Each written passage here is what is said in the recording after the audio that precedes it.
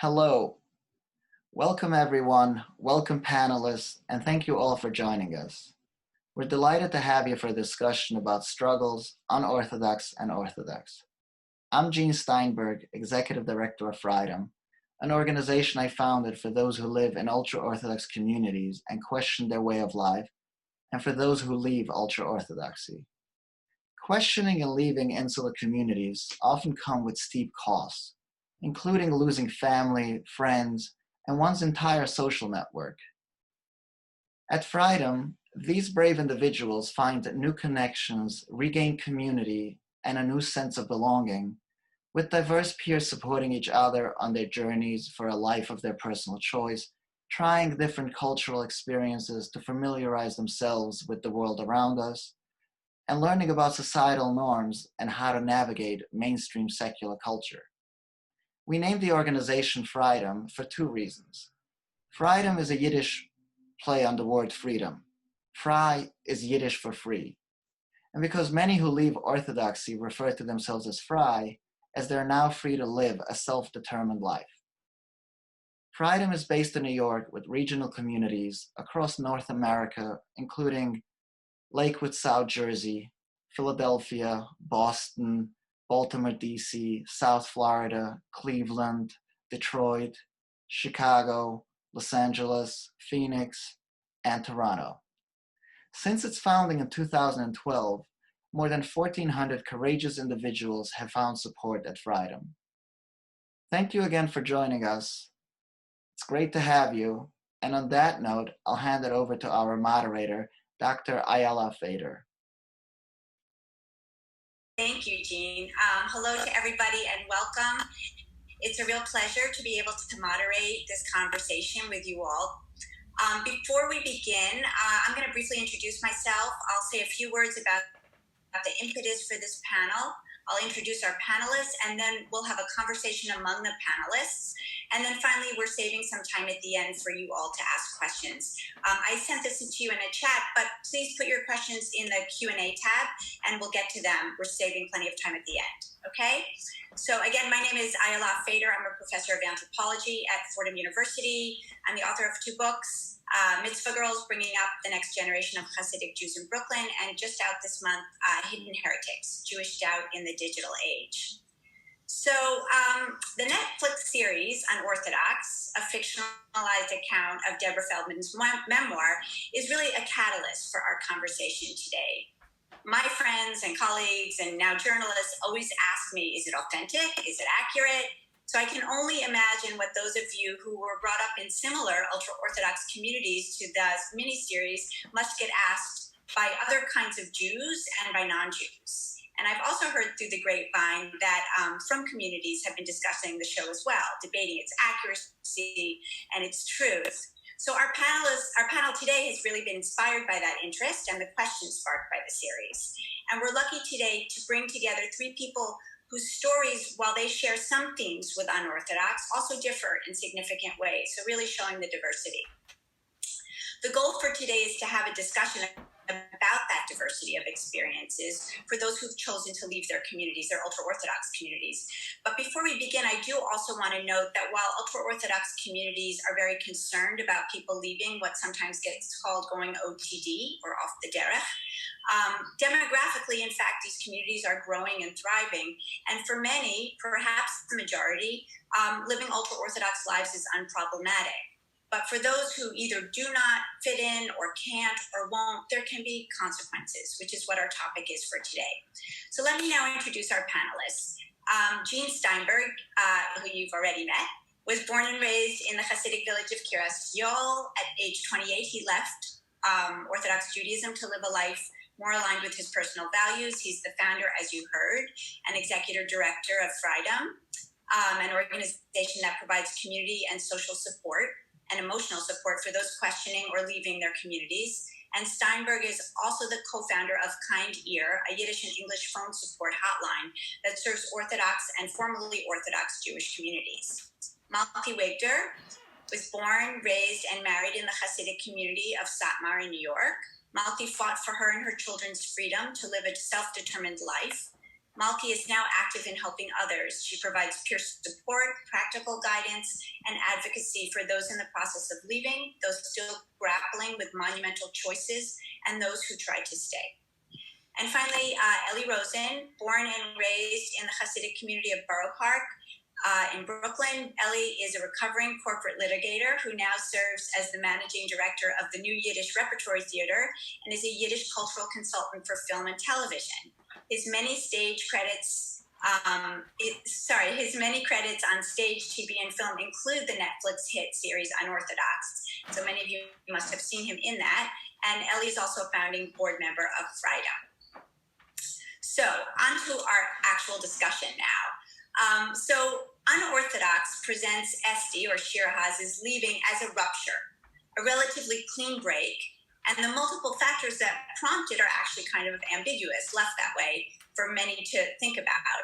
In fact, for many, however, the leaving process is complicated. So can you tell us each what prompted your own leaving? What made you begin to question or not fit in or not feel like you could stay anymore?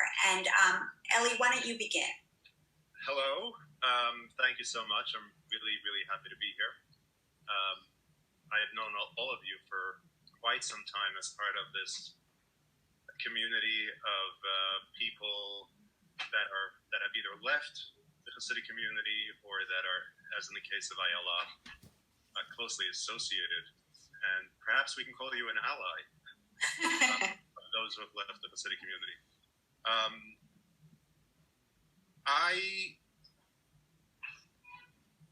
To answer the question as briefly as I can, I would say that I was kind of a model student in yeshiva until puberty, really. Until then, I was the kid who was always toddling in the siddur, always pointing at the right place. Got 100 on every test. Never asked questions. Never ran around in shul with the other kids. I was a very well-behaved child. And then right around the age of 12 or 13, with all the hormones and all the craziness that was happening inside my body, I was also starting to explore intellectually. I started reading a lot. I guess I had all these questions bubbling up inside my head.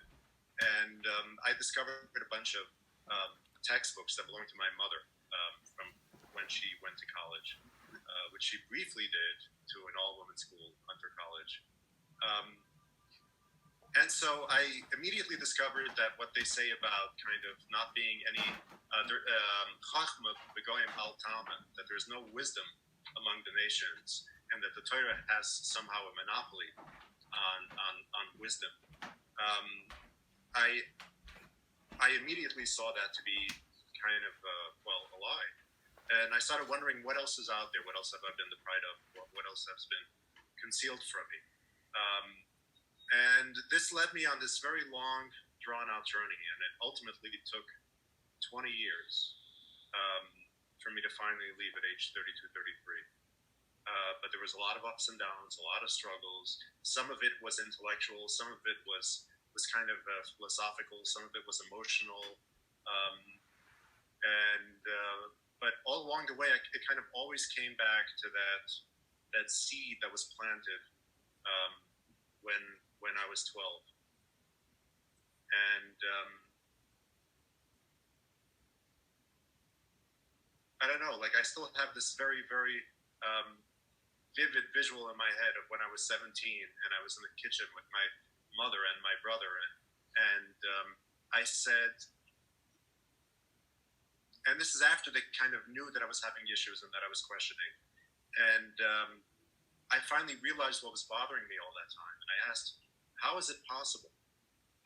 What moral justification is there for any kind of God or supreme being to demand us to believe in him when we sincerely do not believe in him? And I think that was kind of the core question, the core trigger for me. But then I kind of made my peace with it. I don't know how. I spent years kind of fooling myself and lying to myself. I became a little bit more modern, and I kind of settled into this pretty comfortable life. But then slowly I started realizing that my values, my social values that I picked up in law school, my very progressive values, just did not at all align with my religion, with my Yiddishkeit, until one day I admitted to myself that I no longer believe. So that's kind of it in a nutshell. Thank you. Malky, you want to pick up? Hi, everyone, and thank you for having me. And about how characterizing this process as complicated is such an understatement. There are, especially from the distance of time, and from that perspective, it kind of seems almost straightforward and inevitable looking back to the beginnings. But at the time, there are so many factors that play into it, the intellectual, the philosophical, the emotional, the social, the familial, all of that. And it's kind of difficult to go back and dig into what was it that started it. For me, I grew up in a small town outside of New York City, Kiryas, which was a Satmar enclave. It might as well be on a different continent. We spoke almost exclusively in Yiddish. We were entirely cut off from any outside knowledge, connection, social interactions. And you were essentially born into what I always felt was kind of like a play. You were handed the script, you were assigned a role, you had your lines, you had your costumes that you were expected to wear, and you just went through life all smoothly and reading off your script. And for somebody that enjoys or thrives off of that sort of security and that kind of stability and predictability, that could be a really wonderful way to live. And it does work for a lot of people for that reason. It didn't work for me because I had a lot of curiosity, intellectual curiosity. I wanted to know about different cultures. Some of it arose out of the fact that because my parents didn't speak English, I was their translator. They would take me everywhere, whether it was government offices or immigration, anything, where I found myself as an adolescent being asked questions by strangers. Why can't your father have his fingerprints taken by a woman? And so I had to think through those answers myself and come up with those answers. And I personally wanted to understand. So for me, I always felt like there was this strange, somebody goofed and there was this fluke, and I found I was handed the wrong role and I had the wrong script, and I was just completely lost. Nothing made sense. It just wasn't me. It wasn't meant for me. It was somebody else's life. And I felt that internally, but it was also very much reinforced on the outside from others, how I was different, how I was weird. And a very big part of it is, if you ask my parents what happened, they'll tell you it was books. And the way Ellie mentioned as well. For me, it was Jewish books. Sometimes, I don't know about you guys, but when I went looking through my parents' back of the closet and nightstand drawers for something salacious that they were hiding, what I came up with was Jewish philosophy that my father was hiding from all of us because that was not acceptable in our town. And that started me down a path. I was reading a lot, but I was reading about my religion, my culture. I wanted to understand the reasons for the rules, the reason for the customs, why we believe what we believe, and to reinforce that. And that wasn't okay. Partially as a woman, as a girl, I was not supposed to be teaching myself Hebrew. I was not supposed to be studying religious texts. I was not supposed to be praying 3 times a day. And so I was constantly getting this feedback that something's off, you're weird. There were even scandals and rumors about stuff, she's reading stuff. And that was Jewish stuff. So I wasn't really looking for a way out. I was looking to reinforce my belonging in that world.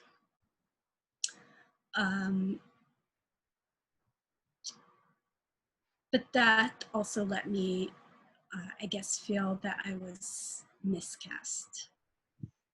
The textbooks that we had in school were censored. So they would take this big, fat black crayon and they would color over anything that they thought was inappropriate, whether it was a little girl and boy holding hands, they would color over the hands. The word church was a bad word. And so was the word library. Library was a dirty word where I come from.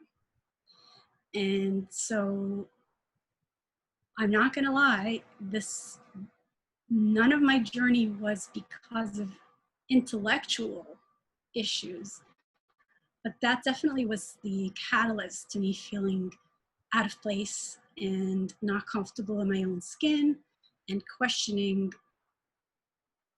where my place was in this world. And so at the ripe old age of 18, when it was time to arrange a marriage for me, I insisted on marrying somebody from outside my immediate community, from outside of Satmar. I wanted somebody more religious. I wanted somebody who would appreciate and support and, I guess, join me in studying and learning more and understanding more religion-wise. The big cosmic joke of that was that the man that I ultimately was pretty much forced to marry was looking for a way into the community that he was attracted to. He wanted to be part of Satmar, and I was his way in. So once again, I'm entirely miscast. I'm on stage with somebody else's script, living somebody else's life, and trying to make the best out of that.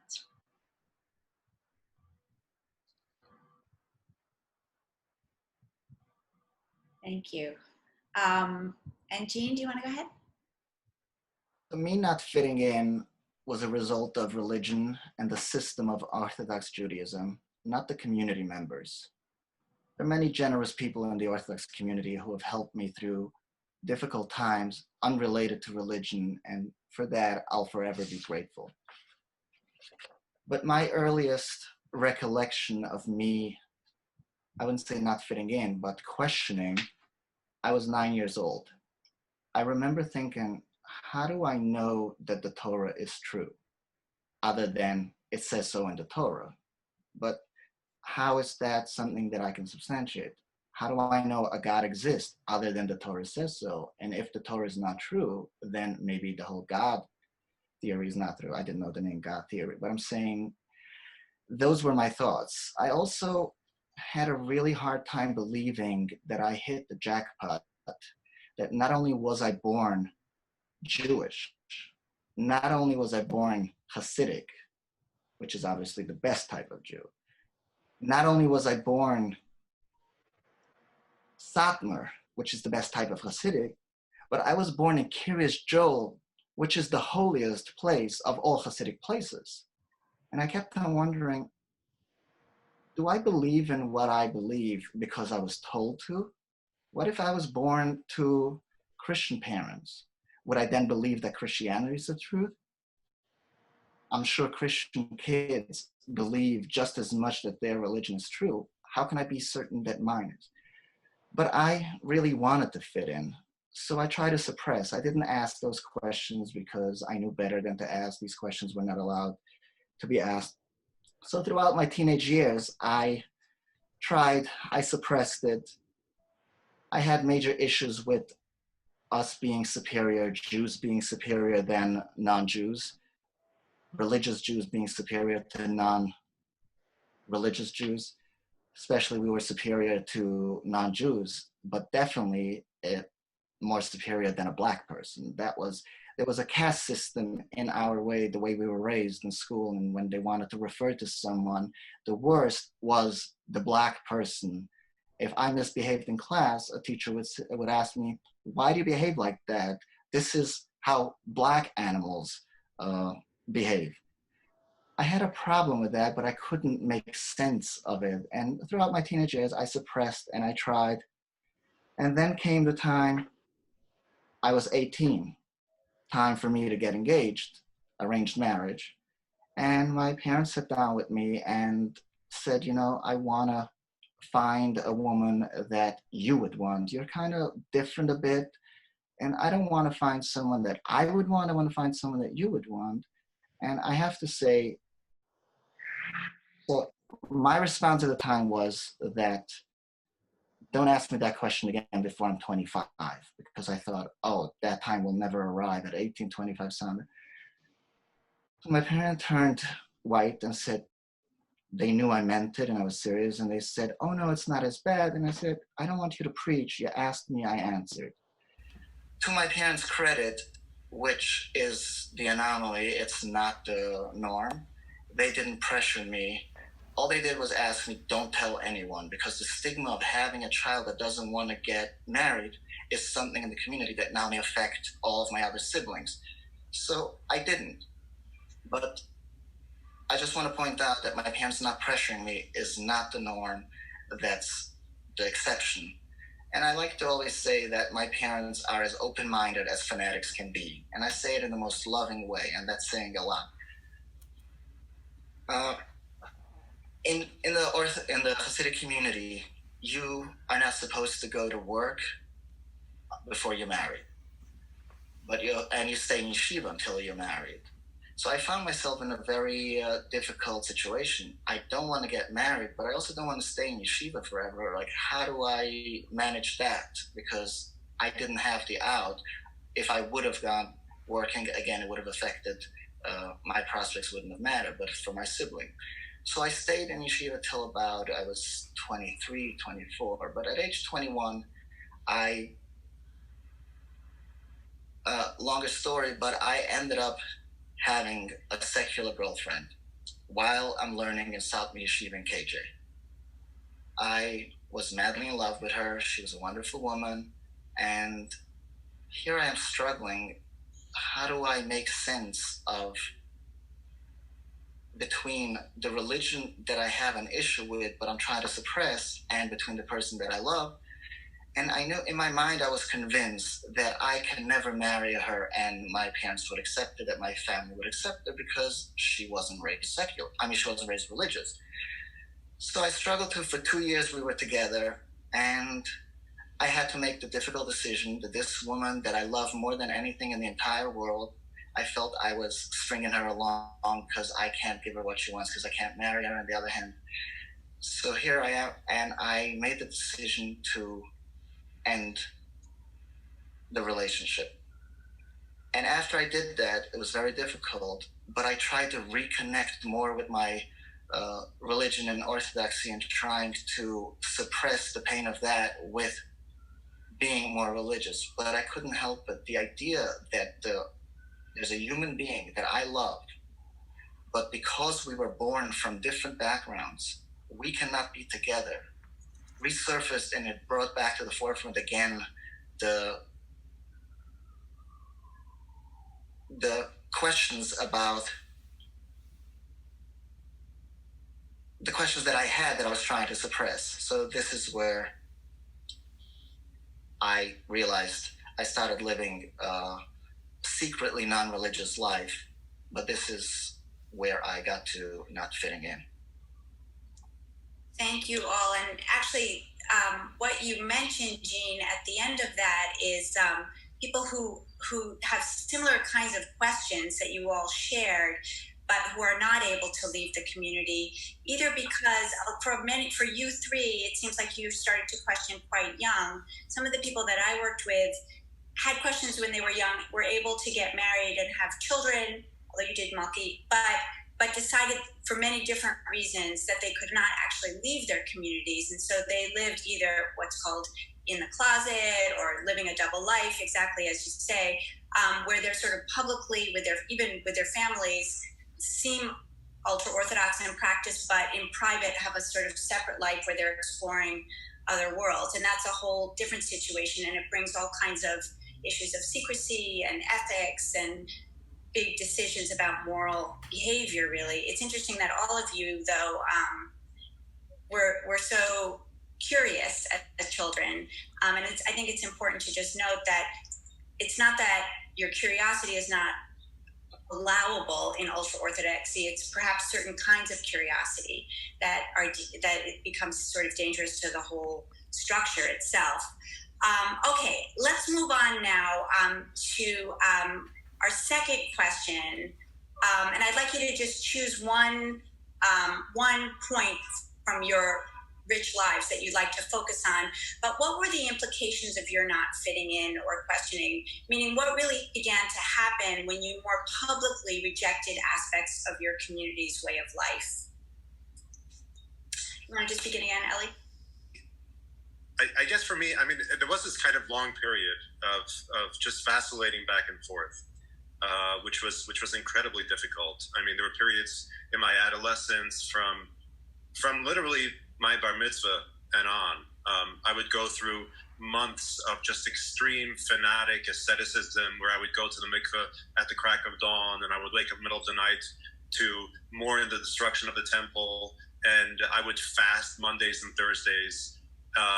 To atone for like the other half of the year when I was, looking at porn and masturbating like as often as a teenage boy does. So, and I went through this in this really, really difficult struggle. I mean, and incidentally, I really believe, and this is one of my biggest issues with Orthodox Judaism in general, is that I think the greatest evil it perpetuates is this criminalization of bodies and the psychosexual damage it inflicts on children that are growing up, irreversible damage.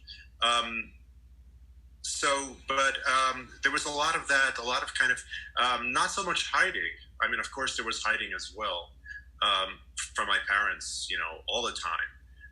But for me, the biggest issue was I couldn't find my balance. I couldn't find my equilibrium. I just kept bouncing back and forth between these two very extreme polarities. And then ultimately, like I said, I kind of settled down. I got married. I had a career, and I got kind of too busy in my life to even give it much thought. But then it all came back with a vengeance when I was in my 30s. And at that point, there was this period where I would spend Shabbos in the bathroom on my phone, texting my friends, because that was my only outlet. As a matter of fact, there was this one point where I dropped my phone in the toilet on Shabbos, and I had to somehow explain to my wife how that happened. And I think I speak for everyone. I think we've all had that moment. And some of us I know, we've talked about, I had friends who talked about the fact that they were terrified, even when they were doing things in secret, they were terrified to get into a car on Shabbos. Because what happens if they get into a car accident? How do they explain that? So there were certainly those moments. but for me, the worst part was constantly lying to the people that I loved, constantly lying to the people that I cared about. And that was really the reason I ultimately left, because I just knew I couldn't spend the rest of my life doing that. But by the same token, I know I have many dear friends that have no choice and cannot leave, that are simply stuck. And of course, I don't judge them at all for having to live this double life. And they do the best they can, and we do the best we can. But for me, at the time, that was it was endangering my mental health. So I left. Okay, thank you.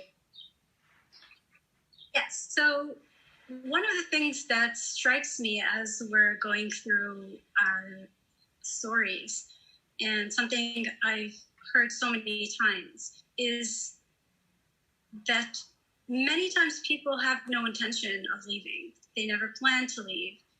They always were just looking for a way to reconcile their own personalities and their own values and their own passions with their way of life. And the message that we're often given is that there's something wrong with us, that we're broken. And this is where that rift begins to happen, because you either buy into that and you accept that there's something wrong with you, and unfortunately that's sometimes what people reconcile themselves to, or we have to fight back and we have to assert ourselves. And once you do that, the consequences begin rolling in, and then inevitably at some point there's no turning back. And so for me, in my early to mid 20s, I was a good, at that point, yeshivish / Hasidish, all of the best of all worlds wife. I was a teacher in a Hasidic school. I was teaching Jewish ethics and Jewish philosophy. Eventually, I was also a principal of a Hasidic school for the Jewish studies, which is also kind of hard to explain how that happens when you have an 8th grade education and you're 25. But that's one of the strange things that happen in our lives. And during that time, I just couldn't get it right. The shade of my stockings was never the right shade of beige. My skirt was either too short or too long. The tichel, the kerchief that I wore on my head, was too bright or too loud. And so as much as I tried, I always felt like something was not quite there, and the complaints were constant. I heard it from my family, I heard it from the community, and so I began to accept that there's something wrong with me. I'm not happy in my marriage. There's something really off. So I guess maybe there's something wrong with me as a wife. Might as well make this marriage work then, because this is me, it's not the marriage. And the same with the lifestyle and the community. Might as well make the best of it, because it's just, I can't fit into society. There's something off. I'm just rebellious or weird or strange. And so at one point, I felt so just, the only way to describe it is I just really felt depressed and stuck. And I decided to go see a therapist, which was a very foreign concept to me. And I showed up and I told her what has been told to me by my husband, by his friends, and by my family, that I was depressed and I needed to be fixed. I wanted to fix that depression so that I can go on and be a happy wife and be happy in my life and be satisfied with the way things are and not try to upset the status quo. And after a couple of sessions, she heard me out. She, at one point, just pushed her pad and pen away and looked me right in the eye and said to me, Malky, you're not depressed, you're oppressed. And that was a moment where it was shock, but also recognition. It was something that I knew all along, and I just wouldn't let myself go there. I wouldn't let myself think it or accept it, because that meant I had to make changes. That meant it was up to me. And this is really where I began doing things like learning to drive. I practically moved into the public library. I was just going through the stacks, like reading everything I could. That's how I came to know very little about a lot of things. And that's where I also stopped shaving my head. I didn't want much. I wanted maybe an inch or two of hair. I didn't want to be full on bald. And obviously it was going to be covered all the time. And that's when my father gave me an ultimatum.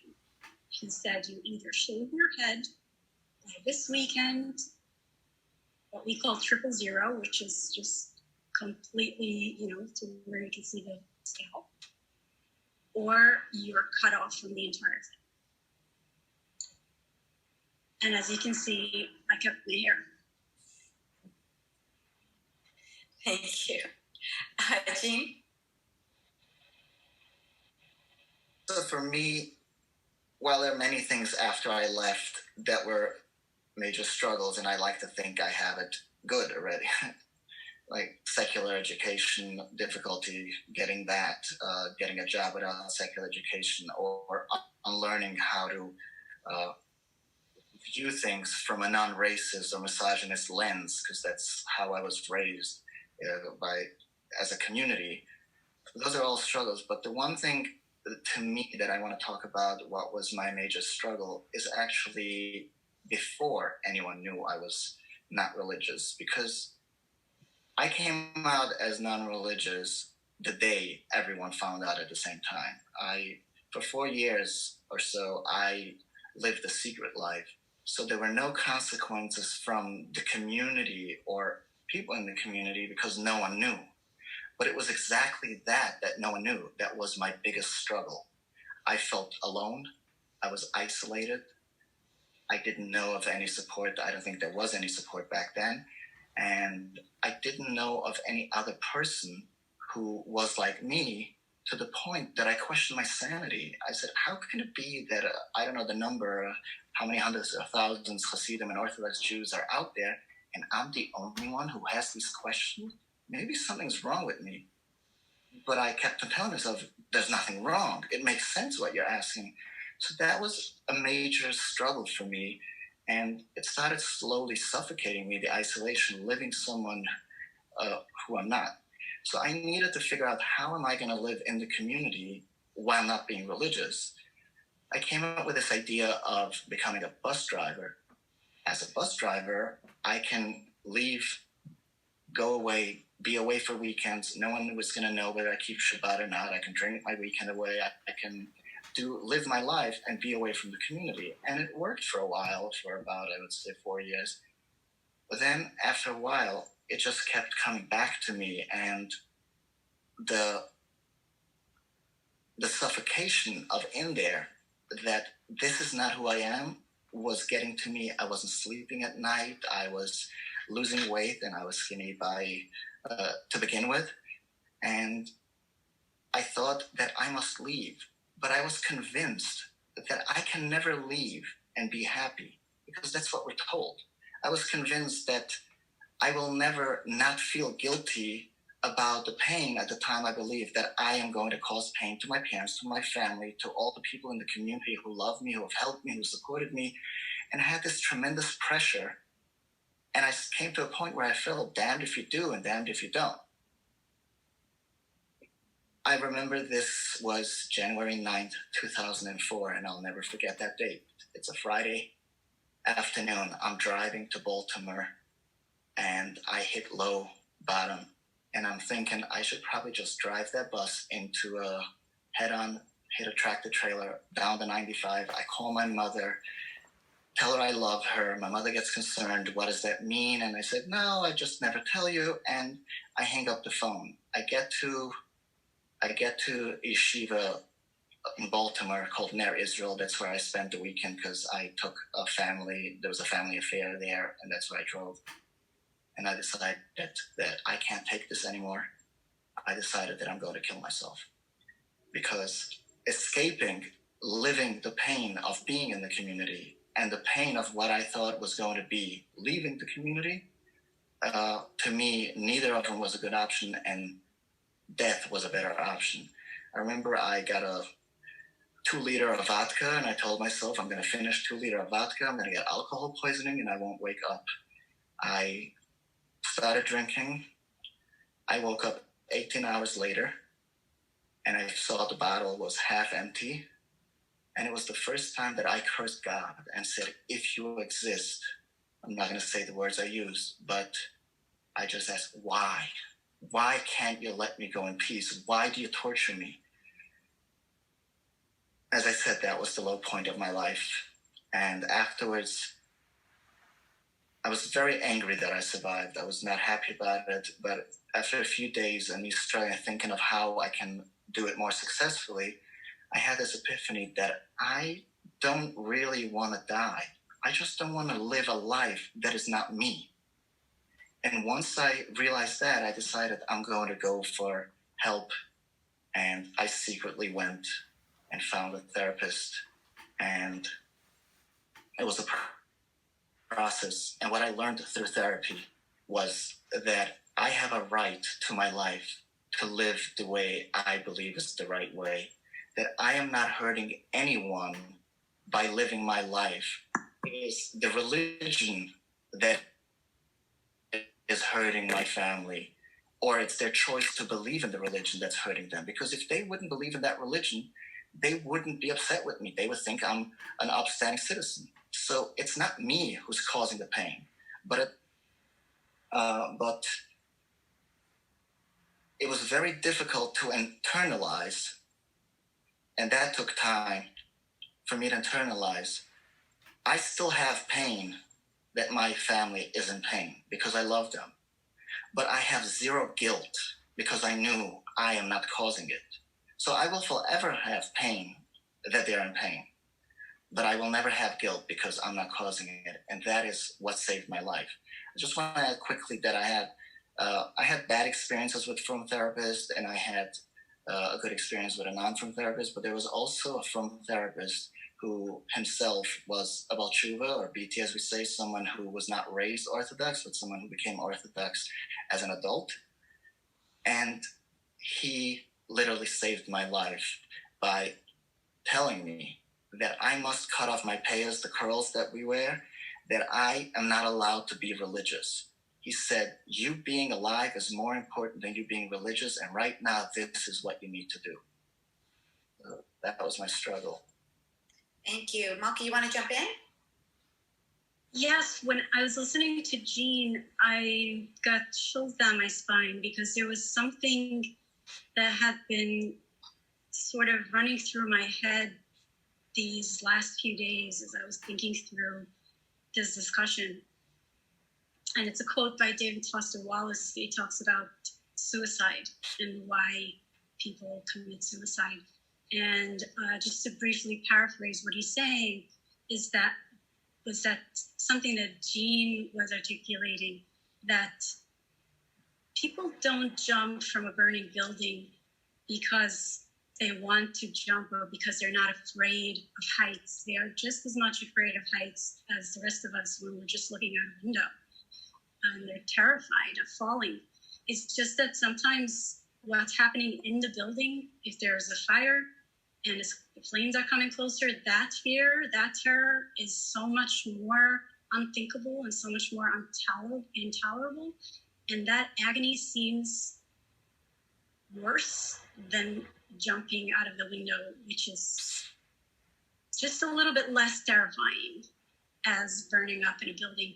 And I think that's something that I wish more people in the religious community would understand, is that sometimes they give us nothing to lose.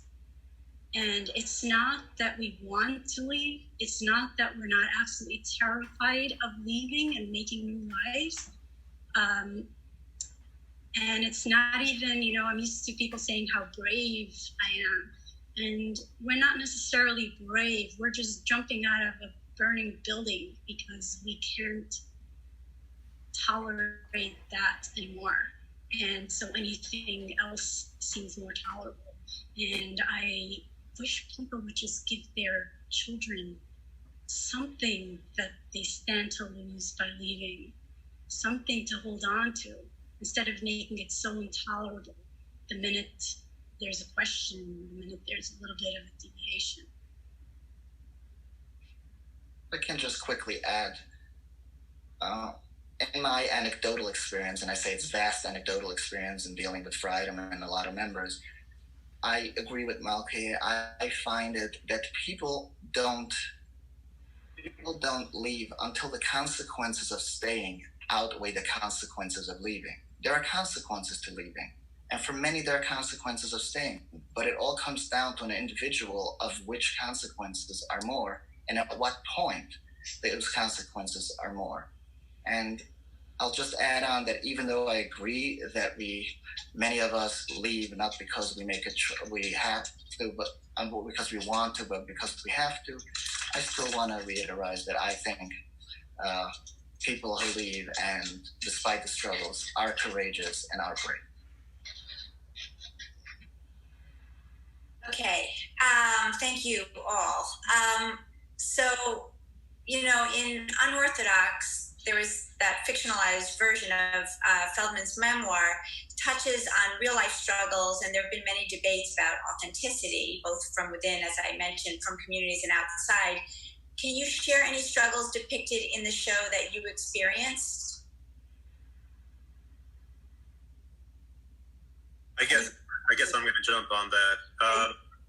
So obviously that story is told from a woman's perspective, which by and large is very different from the man's perspective for so many reasons.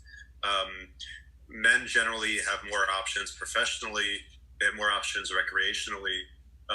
They can disappear every night for hours saying that they're going to shul and just go to bars with their friends. Whereas women are so much more anchored and tethered to the family and to the home, and have far less outlets and possibilities of exploring while they're still inside the community. So the experiences differ on so many levels. But as for my own experiences with the show, I mean, so many, and I mean, as the consultant, I tried to do this wherever I could, kind of just throw in a little Easter egg, like a specific minig, a specific custom that was unique to my family, that I imposed upon the Shapiro family or the Schwartz family. Anything from like the specific kind of bow tie coat that they eat during supper to standing up for Vihisha Amdu, which I think is my father's. I think my father's the only person in the world who does that. But anyway, for me, one of the most powerful scenes certainly was the scene where Yankee cuts off his bias in the hotel room in the name of saving the marriage, in the name of saving the relationship. And it's kind of the ultimate sacrifice for him. I very much had a moment like that where when I was 15, it was one of the times that I wanted to leave, that I tried to leave, but didn't end up working out. We lived in a multi-story home, a multi-family home. My parents lived on the second floor, My grandparents lived on the first floor, and this was shortly after my grandfather died. So my grandparents had passed and the apartment was vacant. And I would hang out in that apartment, hang out in the bathroom if I wanted to read something I wasn't supposed to read. So one night I kind of went in there. I found the most passable clothing I could find in my grandfather's closet, which was basically a trench coat and an old rain hat. That was the closest thing I had to like street clothes, to secular clothing. And I guess I found his hair clipper, and I just kind of shaved my head, shaved off the payas, left the payas, the tzitzis, the koppel, all in a heap on the kitchen, on the bathroom sink, and walked out.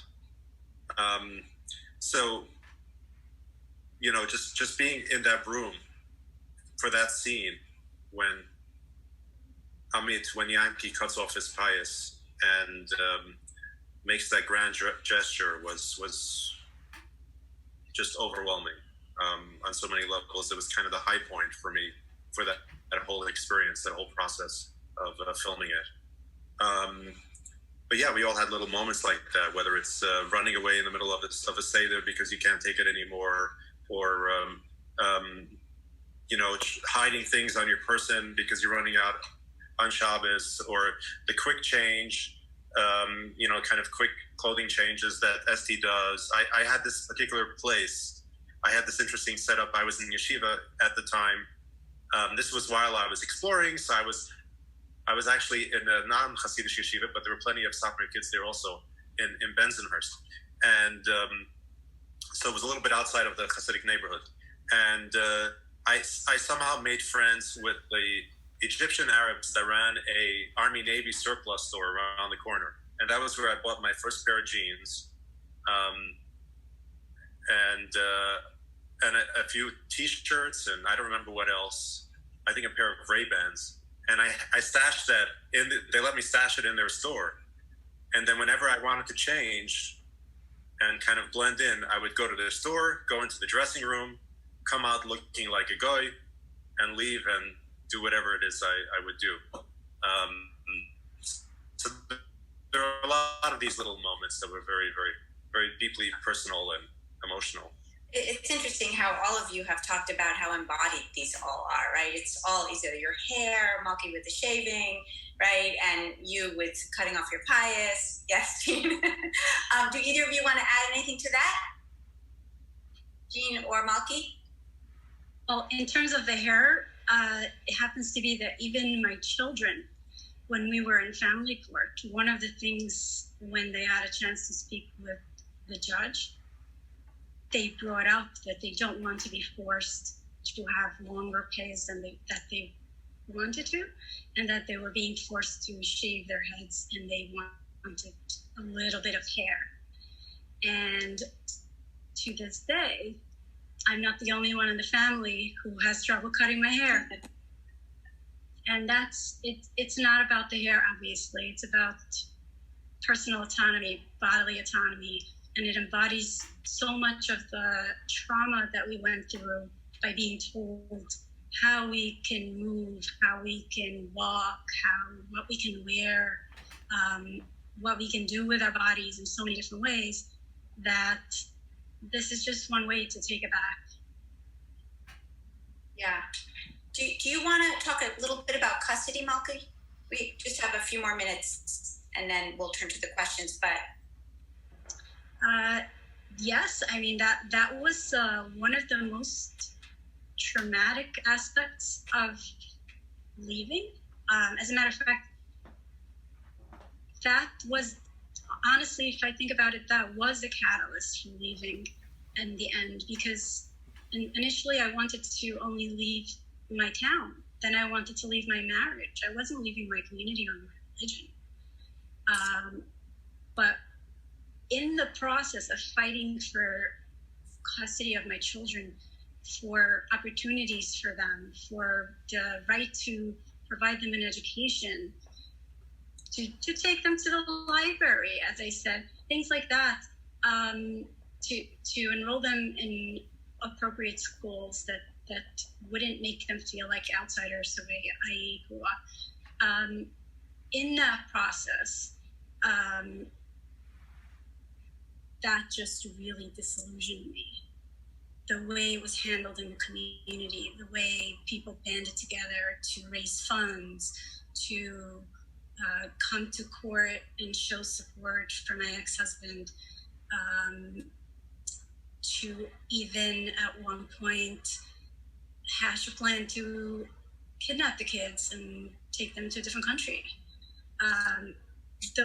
That terror went on for years. I mean, this was almost a decade back and forth of family court and the parallel system of Basin, or Jewish court. So we were going back and forth between these two forums, and obviously we're in a situation where the judges don't really understand what's going on. What are we fighting over? That the yogurt is not the right kind of kosher?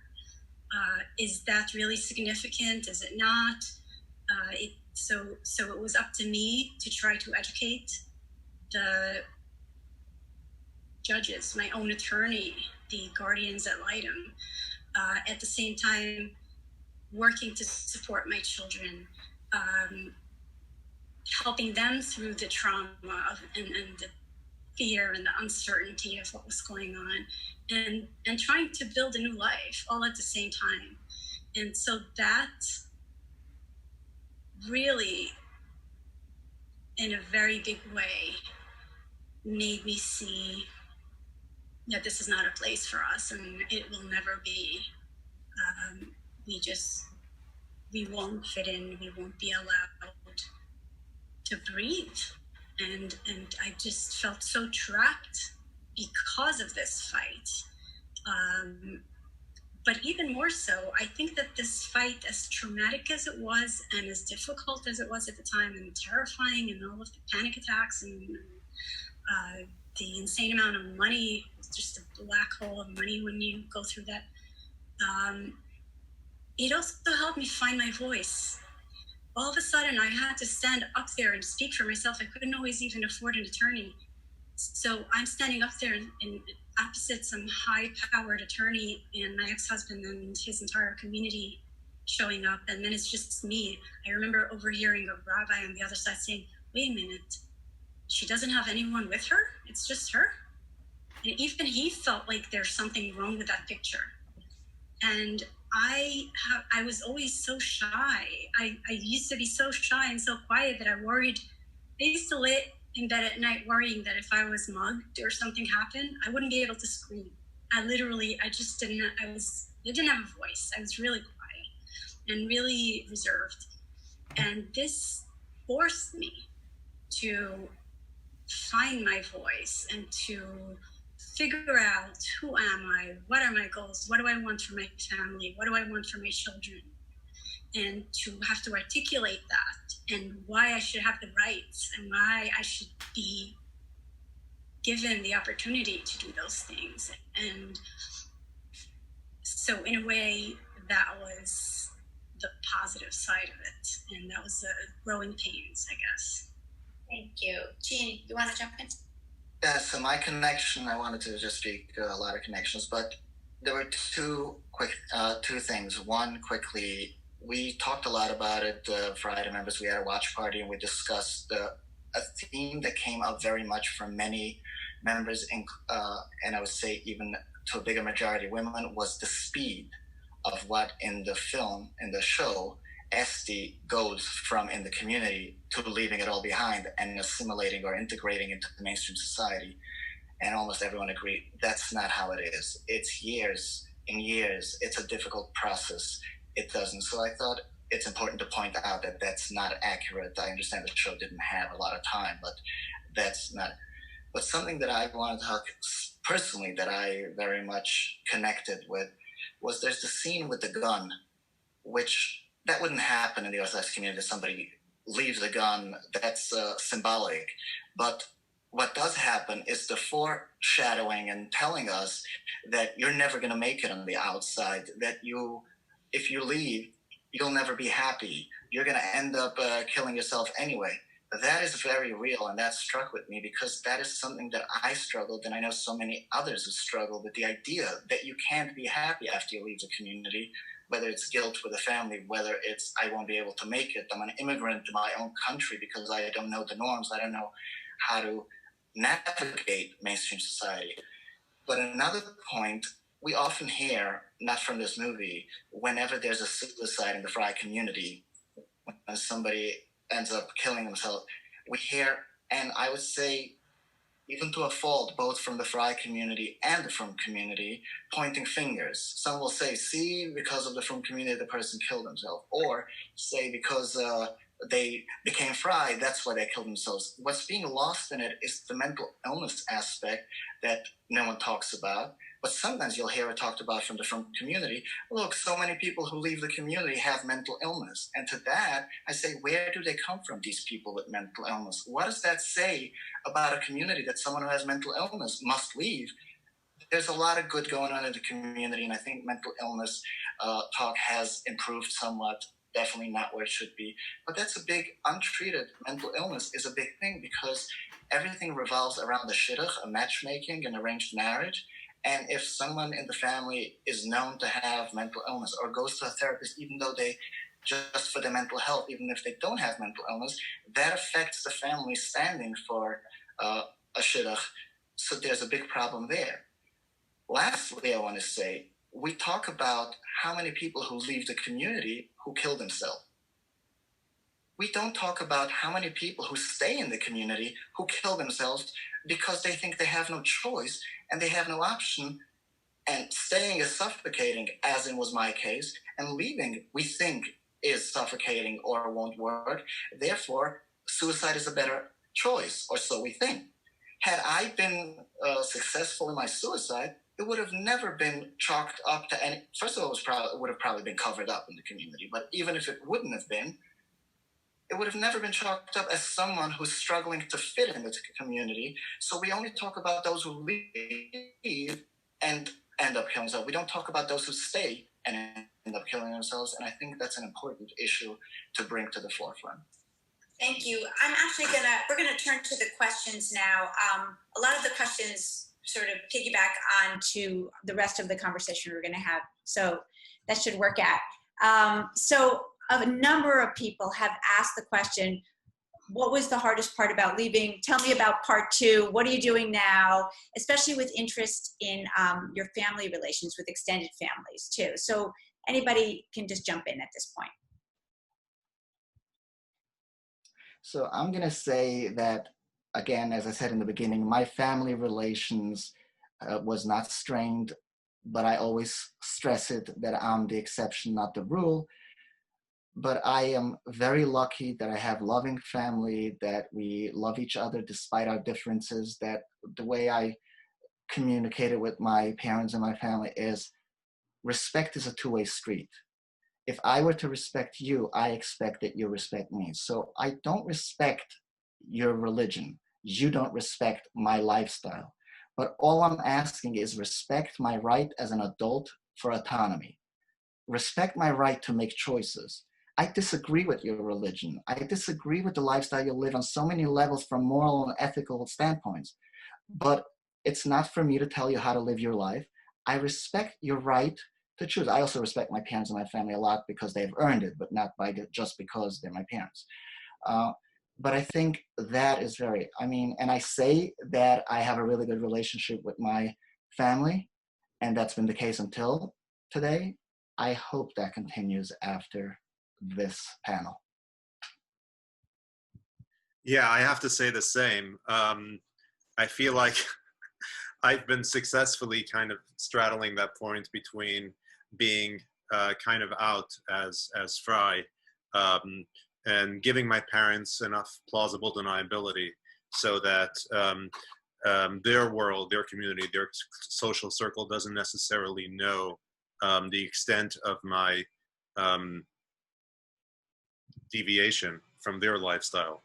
I mean, I always had a lot of leeway because, I went to law school, I became a lawyer, which is kind of the only acceptable way to modernize within the Hasidic community. you know, I dressed a little different, but it was okay because I was a lawyer. And so my parents kind of always hid behind that. So I think people will be shocked to find out that is no longer the case. But I do have a wonderful relationship with my parents. I'm also very lucky to be able to say that I'm the exception to the rule. I have a wonderful relationship with them. It took a lot of hard work. It took years of heartache. They're always very, very clear to say that they don't condone my lifestyle. And they're continuously praying that I will return one day and hoping that it's a phase. But we kind of have this, I guess, mutual respect to some extent. And I think really it comes down to the fact that we both know that our relationship with each other is more important than anything else. And that's really all you can hope for.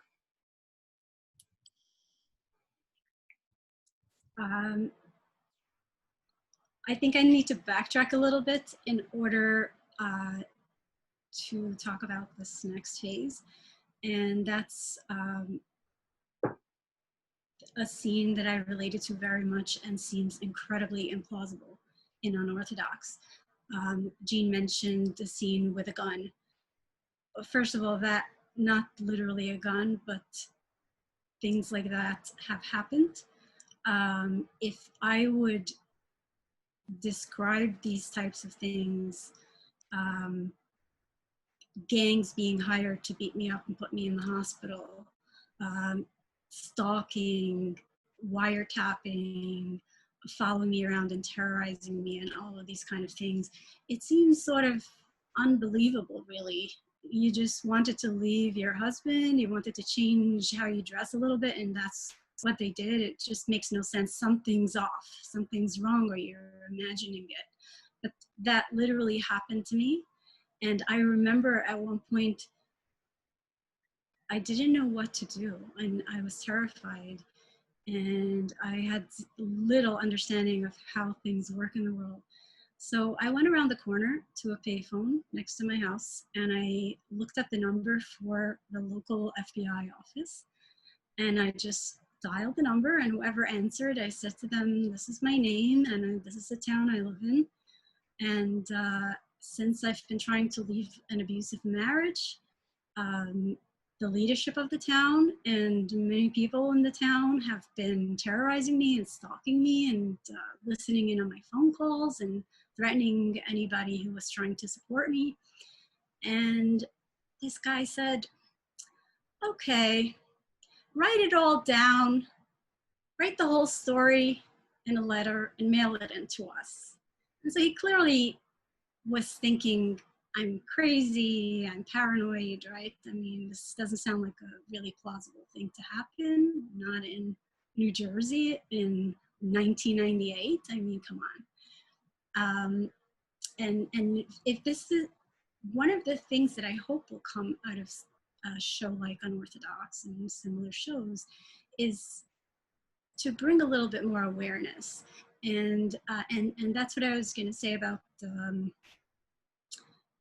Gene was speaking about that too, is that there is this entire cottage industry of counselors who are not trained or licensed therapists for the most part, rabbis who serve as in different roles as counselors and who collaborate with therapists and psychiatrists in the mental health community, and as well as attorneys and the family justice system. And there's so much there that's unethical and just trampling on boundaries and trampling on confidentiality. And especially being a woman, I was so vulnerable. I mean, people were sexually inappropriate rabbis, therapists, so-called therapists, and I had no recourse because I was the problem person here. And so I'm hoping that the family justice system, the mental health community begins to build a little bit of a cultural competency when they see people like us and understand that this is not exaggerated and this is real and this happens, and treat it accordingly as something validated, I guess.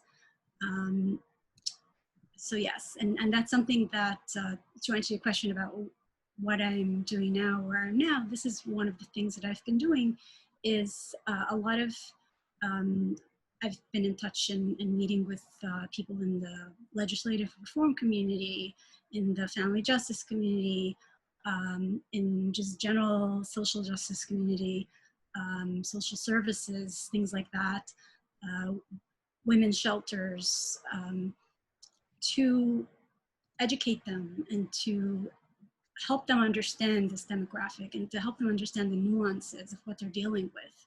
And I think there needs to be so much more of that. And in the meantime, I do what I can to just hold people's hands, look through their legal paperwork, refer them to an attorney, show up to court with them so they're not the only person on their side of the courtroom.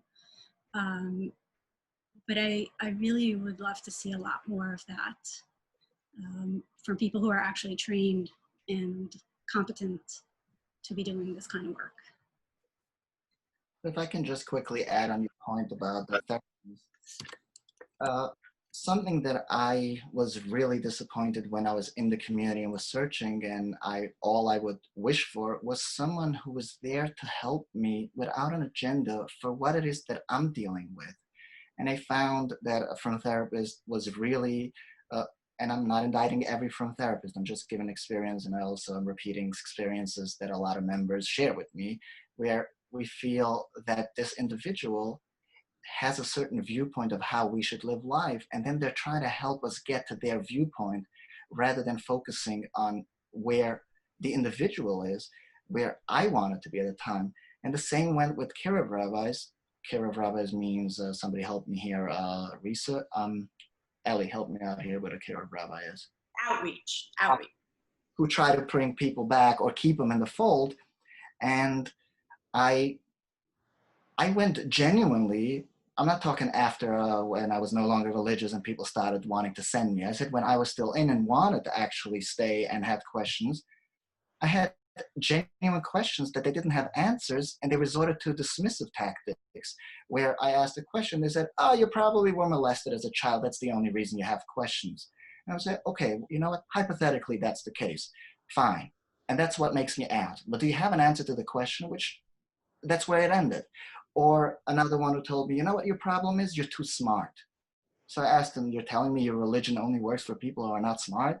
I mean, the point I'm making is that all I wanted at the time was someone who truly cares about me as an individual and where I'm struggling with, which brings me to the point you asked, what are we doing now? When I was at the bottom pit, I promised myself, when I decided I do want to live, I just need to find a way that I can live. I promised myself that if I ever make it out alive from the community, that I will do anything within my power to help others. And for a lot of people after we leave, and myself included, there's this loss of magical thinking. We were raised that everything I pray and everything is going to be fine. And when that's taken away, now everything is reality, and we weren't trained on how to deal with reality. So that's a very difficult thing. It was difficult for me. It was very difficult for a lot of our members who expressed, what do I do now? And for me, I found myself that this is my calling. This is my doing. I just am very proud of it, so I'll mention it. I was selected to a very prestigious scholarship by Jack and Cook Foundation, and I could have had a full ride to go to Columbia, which I was planning on being a social worker, but that would have meant that I would have had to shut down Freidom and would have not been able to support our members the way I do now. It was a difficult decision, but I gave it up because I couldn't help but think of myself and how much I wanted the support when I was in the community, that I could not deny that to someone else. And I said, I'm not going to go and become a social worker and hopefully down the road help someone. I'm going to continue. And that's where I'm at. That's my life mission. I'm going to pose two more questions to you. A lot of people have asked about how you consider yourself Jewishly now, or are you just spiritual? Do you think if you had been brought up modern Orthodox, you would have not left your community? So a lot of questions around this particular version of Judaism that you all grew up in, relatively similar, and how that affects you now, and also your understanding of how that shaped your decision to leave. Yeah. So I'll just say that the question of, do you think you would have left if you grew up modern Orthodox? I mean, that's frankly disingenuous. And it's basically what's implied in that is, of course, the only reason you left is because you were actually in the wrong religion, and our religion is the right one. And that's besides for the fact that many of us have spent years and years and years struggling with every aspect of Judaism and trying to find a version of Judaism that actually fits, that works for us. I kind of, I tried to study and research all the source texts and all the kind of movements within Orthodox Judaism, Hasidic and non-Hasidic, and other philosophies as well. I don't think the issue was with Hasidic Judaism per se, although I have to say in many respects, and for many of us, I think I speak for many of us when I say that if we feel any connection to Judaism at all, it is only to Hasidic Judaism. So again, the notion of us possibly leaving that for another form of Judaism is kind of silly.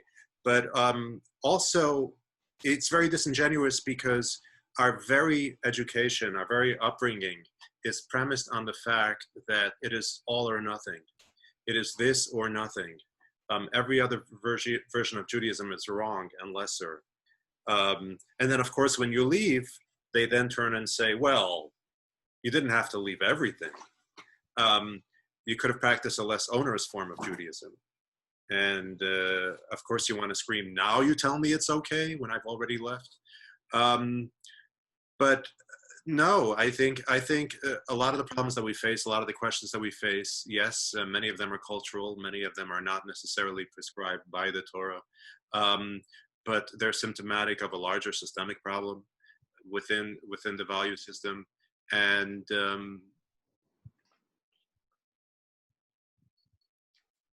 asking why don't you practice another form of Judaism is as legitimate as why don't you practice Buddhism or Islam. I guess the answer to that is, why should I? If I can jump in, I can't say that if I was raised modern Orthodox, I would or wouldn't have left. That is hypothetical and speculation. And I would say the fact that we have so many modern Orthodox Freidom members begs the question, is that really, why did they leave if they were raised modern Orthodox? But I can't say that part, but I can say that while I was secretly not religious and people on the outside thought I was Hasidic and people didn't know, I spent 3 years almost every weekend, or I shouldn't say every weekend, but a lot of weekends and a lot of time during the week, I spent in Upper West Side hanging out with modern Orthodox people. And I hung out with both secular Jews who were thinking of becoming religious. I hung out with people who were raised modern Orthodoxy, because I really thought, you know what, maybe if there's a little, because there are some things that they're less stringent or more leniency. They go to school, higher education, and a few other things. And I thought, oh, maybe that's all I want. What I came to realize is that this is modern Orthodoxy, Hasidic, ultra-Orthodoxy. From my standpoint, where I was searching and trying, it was all the same. They believe in the same God. They believe in the same Torah. My question was not whether my community I found to be a very loving community. And if I were to fit in and believe in it and be okay with everything ethically, morally, that's the place where I belong, because that's what I understand. And I think there's a lot of beauty in it too. But I say that I didn't leave. People ask me, when did you leave the community? And I usually say, I didn't leave the community. I left the fold, which is something for me to be able to not leave the community was only able because I left the fold. I couldn't be in the community and be religious. So I, like Ellie said, I find it disingenuous. People say, oh, that's why. Oh, because you were raised. So, oh, I want to add one quickly thing. You asked where I am, if I'm spiritual. So there was this rabbi who was trying to convince me that I am spiritual. And I asked him, you're telling me what I am? I told him, I don't think I'm spiritual. I have no connection with I like the food, but that's not spiritual. I have no longing for any of the spirituality that I was raised with. And he said, you don't understand. Spirit is the soul, and there's emotional. So spiritual is a connection between you have a soul and emotional. I said, in that case, I'm emotional.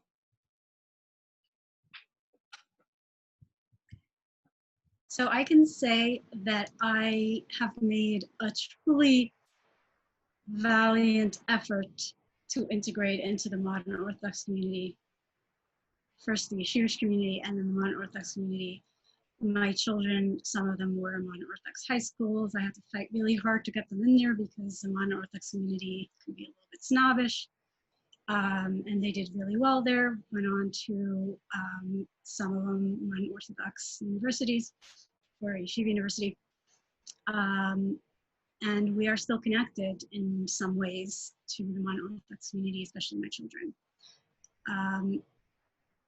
But that wasn't sustainable because while I was fully committed and I always planned to be this Bubby who was going to have a bunch of married modern Orthodox children and many little grandchildren, and I was going to continue to play the part. Never had any intention of doing anything else or coming out publicly and changing them. It just happened that my children, each in their own time and in their own way, and probably some of it was by osmosis, they are my children, but it was definitely not deliberate and intentional. They began to have their own questions and their own discomfort with a lot of issues. I remember my son was watching, I wish I could remember the name of the movie, but it was depicting a slave escaping and being chased and beaten. And I was trying to explain to my son why he's being beaten, that this person owns him and, you know, is bringing him back and he considers him his property. And my son was incredibly outraged. And he said, what do you mean? How can one person own another person? And it struck me in that moment, two things. First of all, he's not getting any education. He knows nothing of history, and we got to change that. And secondly, but I don't think he's ever going to make it in this community because he's developing a conscience and a sense of justice that's not going to work for him in this community, and it didn't. A lot of the customs that were still connected to the holidays, the food. I have to say that there was a period of several years when my children were spending holidays with their father, most of the Jewish holidays, that I was in a complete detox. I wanted nothing to do with any of it. I wasn't interested. I didn't want to do it ever again. And when I was with my children, essentially, I realized that I was sneaking around them and they were sneaking around me. And so at one point, we all just got on the same page and we said, we're going to do it our way. We don't have to give up the things that we enjoy. We're going to continue doing holidays the way we feel like doing it, the parts that we enjoy, the parts that are meaningful to us or resonate with us in some way. But even that has become more difficult because it's kind of, it takes a leap to be able to recite prayers or sing certain songs without really listening to what you're saying. So if one of my children is bringing home a significant other who's not Jewish, and all of a sudden I'm standing up there and I'm trying to explain what this blessing is. And it's essentially saying that we are special and elevated over all of the other nations. What am I saying? I don't believe that. I don't buy into that. So I had to stop really paying attention to the context or the subtext and just enjoy it. Just sit outside in my shorts and sing a Shabbos song. And if the neighbors think that's weird, then I've always been weird in that way. And so at the moment, I live in the middle of a Hasidic community. Most of my neighbors are Hasidic at this point. A lot of them are Satmar. I get along with them. We're good friends. I don't feel the need to leave. People are asking me all the time. One of the reasons why is because I want to be that home and that place where my friends who are still in the closet and who do need a place to go when they're supposed to be fasting, but they really are dying for a cup of coffee, or when they're supposed to be at prayers and they have to be somewhere. So they come and hang out and read a book in my house. And so I wanted that to continue for as long as I'm able to remain in this place. And that's as far as my connection is, because in terms of my immediate family or my family of origin, I am completely cut off from them. And that's how it should be, unfortunately. But at the end of the day, I'm watching my children living their lives, making their choices, getting the education they want, pursuing the careers that they're passionate about and being successful at it. And just having experiences that I would never dream of for myself, hardly even dare to dream for them, and just surpassing everything. And I know that it was all worth it. And all of the pain and all of the trauma, it just pales in comparison to where we are all now. And I think that's important to remember for people just starting out on this journey. Thank you so much. And our last question is, what can people, someone in the audience asked, what can people do to support someone they know who's either struggling or has questions or is trying to leave? I'll throw that out to you. Sorry, you can hear my 7 o'clock clap. Is the question, what can people do to people who are looking for support, or what can how can people, like people in the audience, be allies and support those who are struggling, or who are not fitting into their Orthodox lifestyle? I'll say, I mean, it starts with listening to people's stories, getting to know the stories, whether it's reading memoirs, watching like the show Unorthodox or all the others, maybe retweeting or social media, amplifying voices of those who write about this struggle, follow organizations and support organizations that deal with this struggle, whether it's financially supporting them, whether it's offering professional services as an in-kind donation, whether it's volunteering. And I just want to give a quick... It's okay for you to ask for support for Freidom. I thought I am asking for support, but Do it. But I want to say that I want to point out that we're not the only one doing work. There's Freidom, there's Footsteps, there's Yafed, which is a different issue for bettering education, secular education in the Orthodox community. There's Unchained at Last, which is trying to end, in the US, try to end arranged marriage. So there are many ways, and it would be very much appreciated because the struggle is real, as they say. You're muted. Yes. I want to thank you all for joining us. Thanks to the panelists for sharing such intimate and moving stories with us. And thank you all for joining. Good night. Can I just quickly thank the panel and Dr. Ayala Fader. Thank you for a wonderful job.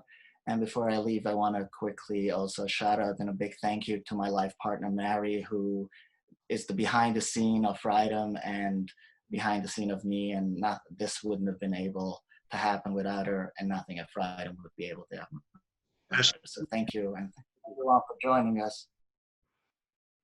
Okay, good night, everyone. Good night. Good night. Thank you. Thank you so much. Thank you.